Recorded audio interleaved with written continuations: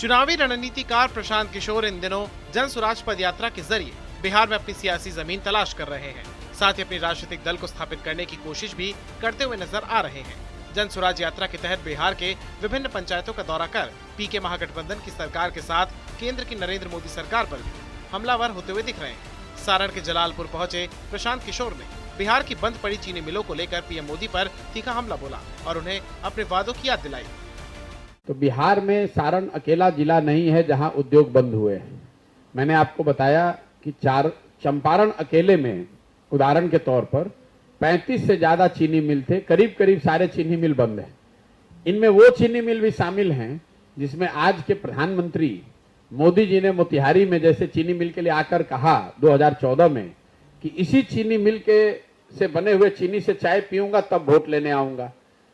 आपके छपरा के भी एक चीनी मिल के लिए उन्होंने यही वक्तव्य दिया था। आज वही मोतिहारी चीनी मिल का एक एक इंच जमीन भाजपा के विधायक और एमपी लोगों ने बंदरबाट कर लिया। तो बिहार में उद्योगों का बंद होना ये छपरा स्पेसिफिक घटना नहीं है। आपने कहा कि इसको सुधारा कैसे जा सकता है, तो देखिए उद्योगीकरण एक सेपरेट विषय है। बेरोजगारी जो बड़ा मुद्दा है वो सिर्फ बड़े उद्योगों से डिपेंडेंट नहीं है। कई लोगों को लगता है कि बिहार में बेरोजगारी इसलिए है कि बड़े उद्योग नहीं चल रहे हैं। कई लोग ये बता रहे हैं कि यहाँ पर खनिज नहीं है। कई लोग ये भी बताते हैं, आजकल नीतीश कुमार ने कहना शुरू किया है कि समंदर नहीं है। तो इस बात को आप समझिए भाई, पंजाब में भी कोई समंदर नहीं है, हरियाणा में भी कोई समंदर नहीं है, तेलंगाना मध्य प्रदेश में भी कोई समंदर नहीं है, उत्तर प्रदेश में भी समंदर नहीं है।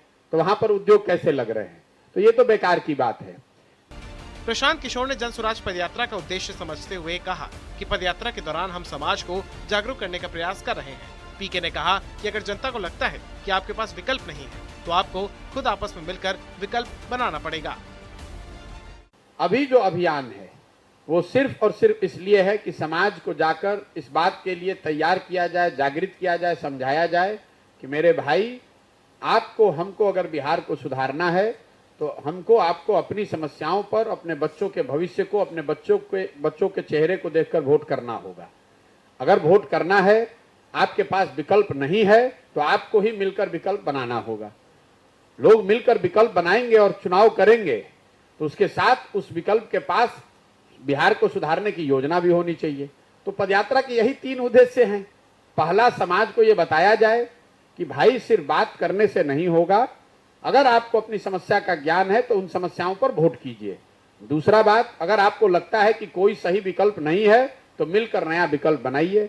और तीसरी बात कि जो विकल्प बने उसके पास बिहार को सजाने का, संवारने का, विकास का एक सोची समझी रणनीति हो, योजना हो, ताकि अगले 10 वर्ष में बिहार को 10 अग्रणी राज्यों में शामिल कराया जा सके।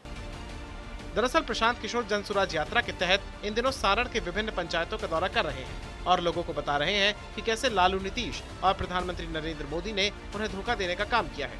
पीके ने कहा कि बिहार के लोग अगर मिलकर विकल्प बनाएंगे तो उनके पास आने वाले दिनों के लिए बिहार की तरक्की का खाका तैयार होना चाहिए। जन स्वराज पदयात्रा के 3 मुख्य उद्देश्य तभी कारगर साबित होंगे